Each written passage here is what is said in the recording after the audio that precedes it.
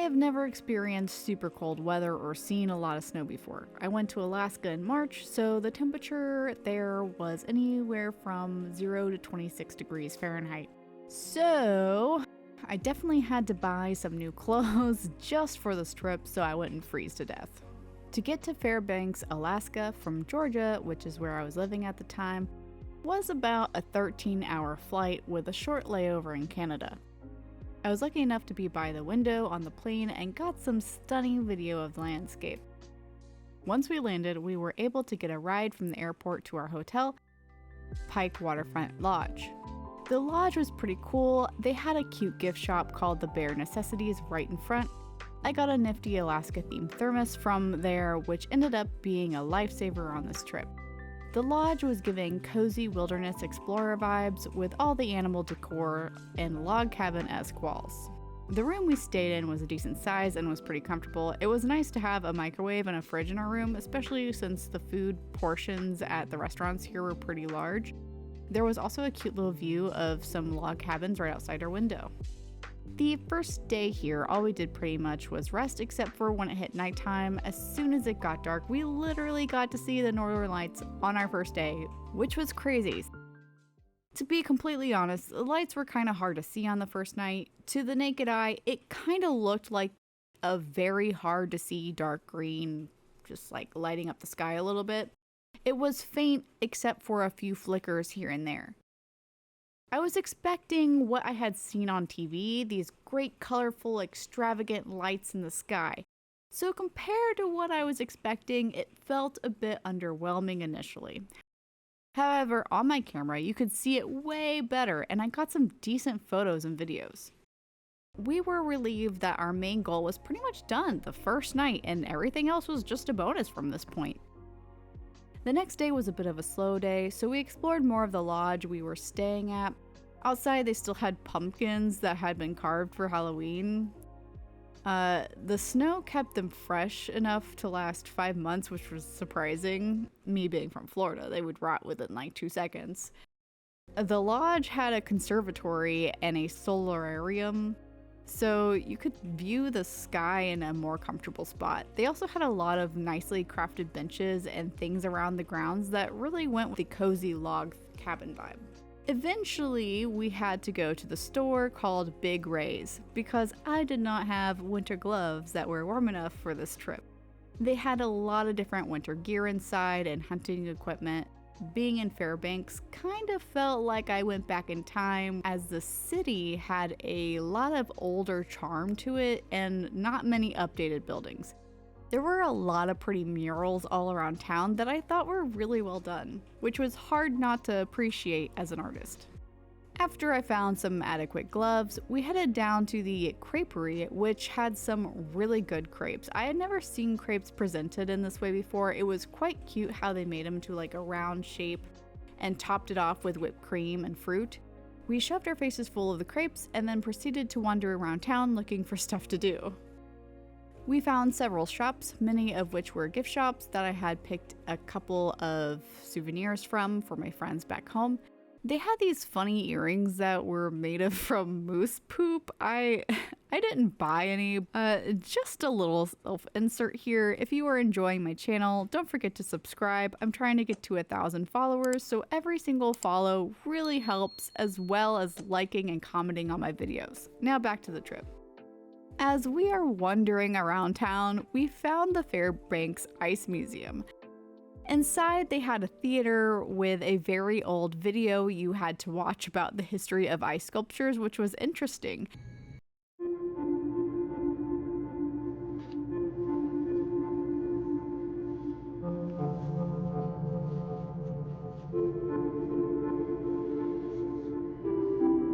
The video felt very 90s with its music and sound quality. As soon as the video finished, we got ushered back into another room full of ice sculptures. There was an ice slide right next to us as we entered, and they had us line up to slide down it. I really tried to get a proper video of going down the slide. I even went down it twice for y'all, which was mildly embarrassing. I struggled to get the camera angle right both times, so you get a lovely view of the ceiling instead, because I was not going to ride on it for a third time. I gotta say though, all of the ice sculptures are really impressive. They had covers on some of them so you could sit down and pose for pictures on the sculptures. They even had one where you and a friend could put your faces in for pictures, which I thought was really funny. There were a ton of animal sculptures everywhere, and a lot of them had a spot you could sit on. They even had a huge ice bar in the back you could interact with.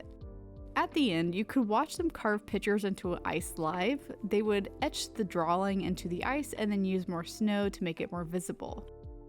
I found this process pretty neat and kept wondering how they were not breaking the ice. At night, we had a booking out in the mountains away from the city lights to have a better view at the Aurora Borealis. It was quite the drive to get there. It was this little cabin and inside was really cozy. They had free hot cocoa and snacks for us while we waited to see the lights. Once it was time for the lights to show, we headed outside and just walked around hoping to see a little glimpse of the aurora. They had these cute teepees and snowmen that were lit up, and I tried walking up to them to get a better look and ended up falling deep in the snow.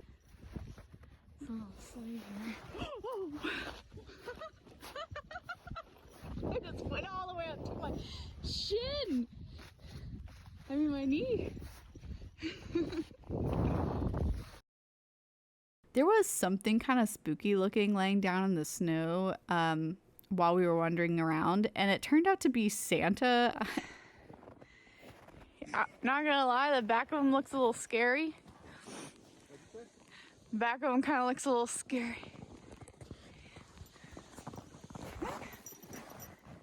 It's like lost some weight in the middle there.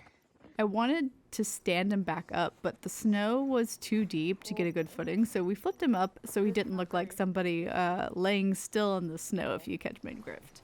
Oh, yep. You're just gonna go right through.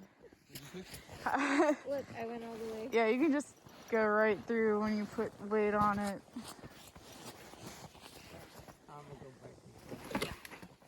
Get gold. There you go. At least now he's racing. Shortly after our attempt to save Santa, the Aurora Borealis started to appear but was not even as bright as the first night. We could barely even see it, which is saying a lot considering we could barely see it on the first night.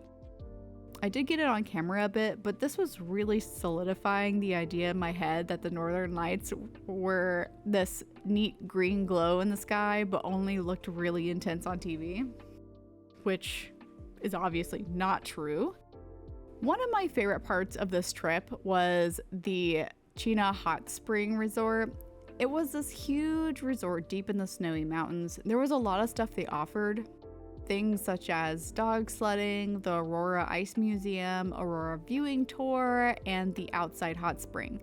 Unfortunately, because we went in March, the dog sledding stuff was unavailable due to the snow not being thick enough, which is crazy to me because the snow was very deep in my opinion. And the ice museum just so happened to be under renovation at the time. So we only got to do the hot springs and view the aurora, which honestly was a 10 out of 10. We found some trails around the resort that we could walk around. The view on the trails were absolutely breathtaking. The snowy covered mountains were so beautiful. There was a little cabin at the top of one of the trails where you could view everything from. There was nothing inside it except for like very large windows and a couple of chairs. There was also a shop here with a lot of snacks that I got some boba and applesauce at. I was so excited once it was time for the outdoor hot spring. This was a bathing suit required hot spring since it was a all shared mixed hot spring. Once I changed into my bathing suit, I had to walk in this long stretch of outdoor hallway that was like a wind tunnel to get to the hot spring. It was so cold, guys. I was dying trying to hurry up and get into this water. However, once I got to the water portion, there was a steep, slippery slope that everyone had to walk down to actually get into the main part of the water. Thankfully, they had some rails, but I did witness a few people fall here because of how slippery it was.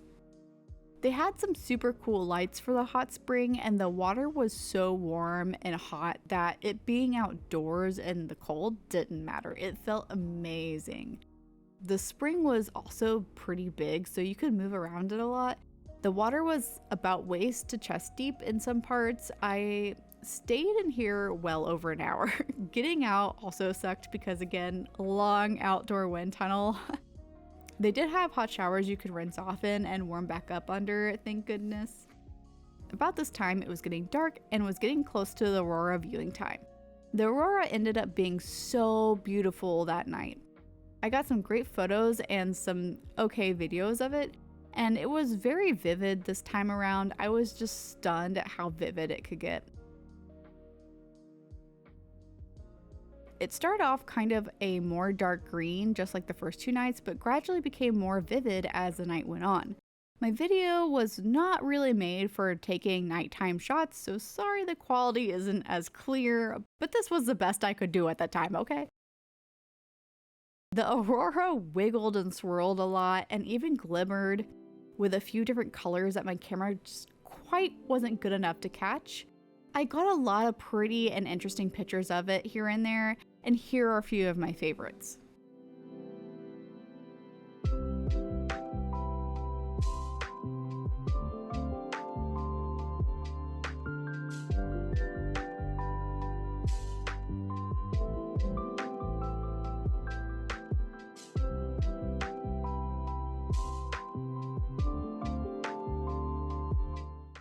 On our last day there, we decided to take it easy again and get some sweet treats at the fudge pot. The shop was super cute and had a huge selection of fudge. The fudge was really rich, and I got a couple of different fudges to send home to my family. We then headed over to the Morris Thompson Cultural and Visitor Center. The center was mostly about Alaska's past and how the people here lived and survived. They had a selection about how Fairbanks started and a whole part of the center dedicated to the natives who lived there. They even had the ground blessed since the people didn't know the history of the ground. The last part of the center has a wall dedicated to all of the things that people in Alaska do. To wrap up our trip, we went and had a super tasty crab dinner. The crab absolutely was delicious. I even had a surprise birthday celebration here from my family, which was sweet. Alaska was really fun from start to end. The cold was surprisingly not too bad with all the proper gear. And seeing the aurora so many times and getting to see it so vividly towards the end really felt like a once-in-a-lifetime opportunity. I'm really grateful to have gone thanks to my family. I really recommend visiting Fairbanks, Alaska, and trying to see the aurora if you ever get the chance. Ooh, and go to the hot spring. That alone was a great experience. Let me know down in the comments below if you would go to Alaska. Thank you for watching. I'll see you next time. Bye-bye.